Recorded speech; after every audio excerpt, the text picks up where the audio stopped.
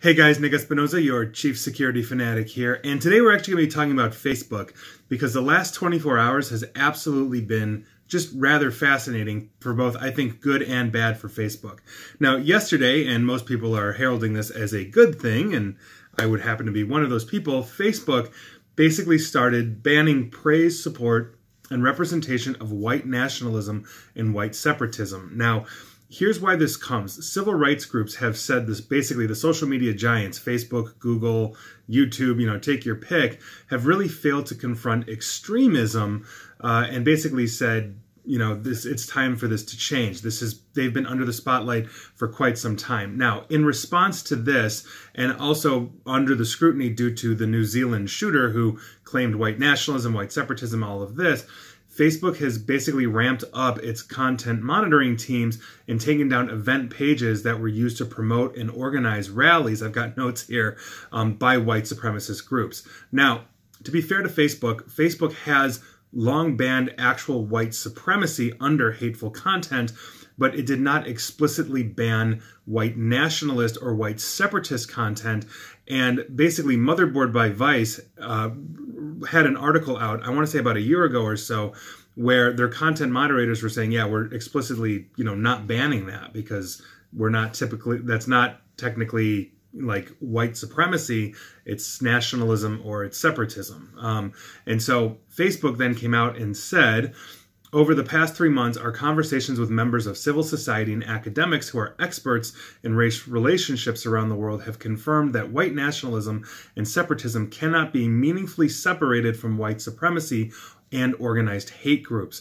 Going forward, while people will still be able to demonstrate pride in their ethnic heritage, we will not tolerate praise or support for white nationalism and separatism. They also said, Facebook said, that they would also start connecting people who search for these terms or terms that are associated with white supremacy to an organization called Life After Hate, which is basically a group that's focused on people leaving hate groups. And so I find that actually rather interesting because obviously we have a problem, I think, with any very extreme level of identity politics, whether it's white nationalism or white separatism and all of that. And so that seems to make sense for me. I don't necessarily know where the line is, in terms of where they're banning. I have not seen a complete list or anything like that. And so I'm curious to see if there's going to be any challenges to this over time. But I think overall, most of us look at this and say, yeah, if there's, hateful content out there, while we believe in free speech for the most part, there is a line. We can't yell fire in a crowded movie theater. And so I don't necessarily know where that line is, but I think overall it's a step in the right direction, even if it needs a lot of tweaking and tuning, over time. And I think we're going to see that. Now, I fast forward to this because today, Facebook got charged with discrimination. And it actually has nothing to do with white nationalism, separatism, supremacy, anything like that. HUD, the Department of Housing and Urban Development, charged Facebook basically this morning of violating the Fair Housing Act, alleging that Facebook is targeted advertising is discriminating on the basis of race and color. Now, I find this actually interesting because I actually wrote an article at the beginning of this year called The Death of Facebook, which chronicled HUD's accusations from 2018, but they had not leveled formal charges at the time, although they had been having, this allegation had been there for quite some time.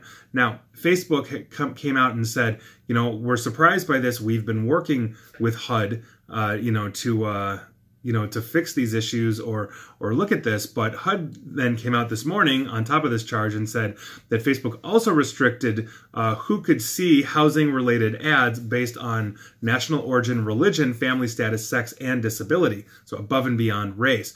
And to quote Ben Carson, the HUD secretary, Facebook is discriminating against people based on who they are and where they live. Using a computer to limit a person's housing choices can be just as discriminatory as slamming a door in someone's face. And so here we are. Facebook taking, let's say, a step forward and banning, let's say, hateful and extremist content, and then the next day getting charged with discrimination on something entirely different.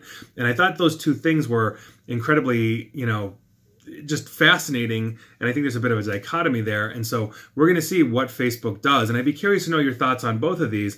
And I'm just wondering if if these are related in some way that we just don't necessarily know. Like Facebook saw these charges coming, and so they were trying to get ahead of this, and then getting prompted by the New Zealand shooter, they decided, you know what, it's time to actually flip the switch and start banning more specific things beyond just the umbrella of white supremacy. So I'm curious to see where this goes. I'd love to hear your thoughts on this. I'm sure it's controversial, you know, especially when it comes to the free speech aspect. But again, you know, it's one of those things. So please, I'd love to hear your thoughts. Tell me I'm wrong. Tell me I'm right. Whatever you want.